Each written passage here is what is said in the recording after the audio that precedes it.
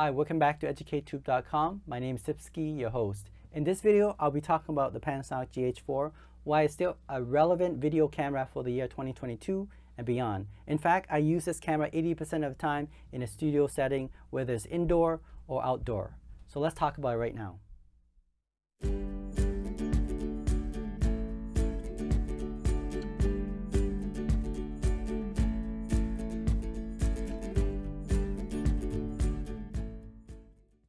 Alright, so you have this Panasonic GH4, which is a great camera if you're using it for YouTube videos. It has a flip out screen, as you can see here. You can touch to focus and does that great job. It has a pretty good kit lens. Here I am using a 12 to 60 mils lens. You will want to set it to 12 mils lens, so it's very wide. You can see yourself. That's what I would recommend when you're doing YouTube videos and you're sitting and interviewing yourself.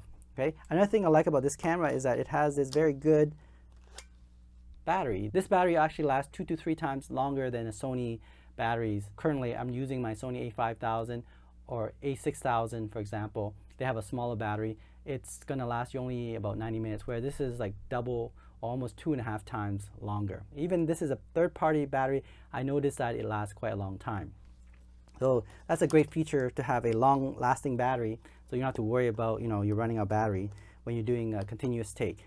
Another thing I like about it is that it has a built-in mic and headphone jack. Now, when you're recording audio, which is very important when you're doing YouTube videos, audio is probably 50% of your shot, right? So you got to make sure you have a good audio system. I would recommend that you get a wireless lav mic. The one I have here is Ceremonic Blink 500. I have it hooked up to my Panasonic GH4. So what I'll do is I'll take the receiver and connect to the mic in, and the transmitter I'll hook up to my body, and the lavalier mic will be here, as you can see. And so I'm ready to go. And I'll have my tripod stand set up about 1 or 2 meters away, and I'll be touch to focus on the screen, and I'll press the button and I'm ready to record. Now, usually I record at 1080p, 50 megabits per second. That's another thing about the Panasonic GH4, is that it can record at 50 megabits per second, which is better than my Sony and a lot of other camera. We can only do about 17 to 24 megabits per second. So 50 megabits per second, 1080p, that's twice as much of data streaming into the camera. And that will give you a very nice, crispy image, right? So you have a clean image for 1080p. In addition, it has HDMI out, so you can have a clean HDMI output connected to, let's say, Ultimate Shogun or Ninja 2. So the one I am recording right now is with a Sony a5000 with Ninja 2, but I could also hook up my Panasonic to the Ninja 2 at 10-bit 422, right? Whereas my Sony a5000 can only record 8-bit 422. So big difference, right? 422 ProRes. Also, if I decide to hook up to my Ultimate Shogun Inferno, I can get 4K DCI or DCI 4K 422 10-bit with this camera. Awesome, awesome. Even a camera that is like, I don't know how old it is, at least 5-6 years old. For the year 2022 and beyond, you're gonna be using this camera for a long time. I'll continue to use this camera as my A camera for the next few years for sure, because I have no qualm with it. In fact, it's been an amazing camera for me and for my YouTube channel. I would highly recommend this camera, even though it's an old camera. You probably can get this in a used market for less than $500. Now, adding the wide angle lens, maybe another 100 or 2, and then you're ready to go. Of course, if you decide to go with the wireless mic, maybe that's additional of 100, 200 or more. But that's what you need to do anyway with a professional camera. It will run into thousands, where this one will give you all the features that a professional camera give you for less than 1,000. So yeah, I would say that this camera will be great for any YouTubers who are sitting down doing this talking head, or they're carrying a tripod with this camera and sitting outside and talking.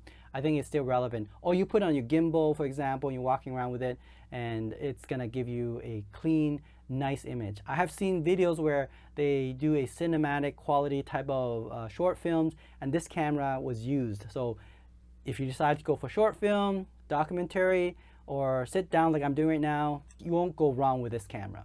All right. It has an EVF if you decide to do photography.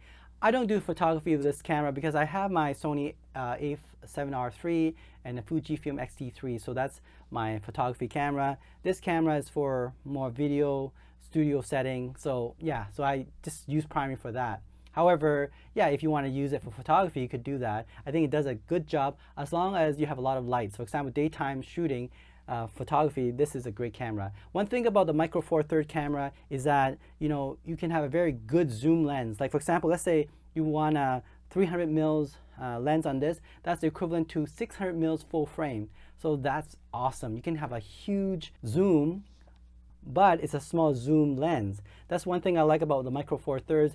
The lens itself is not that big compared to the full frame, right? So again, there's a lot of benefits if you're using Micro Four Thirds camera like the Panasonic GH4.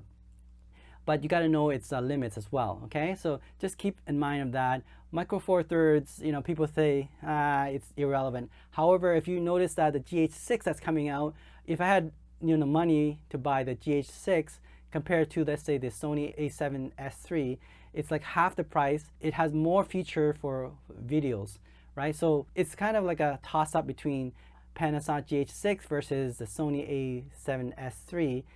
One has a cheaper lens system. It has ProRes built in for recording. So there's a lot of this video feature on Panasonic GH6 compared to the Sony a7S III. Now I'm diverging because we're supposed to be talking about the Panasonic GH4. For the money and the quality of the image, Panasonic GH4 is definitely relevant for the year 2022. I'm not going to purchase any more camera and when I have my Panasonic GH4, that does the job, right? In the future, I might want to get Sony FS6 for cinema quality filming, but for now, all the camera that I have, including the Panasonic GH4, is already great.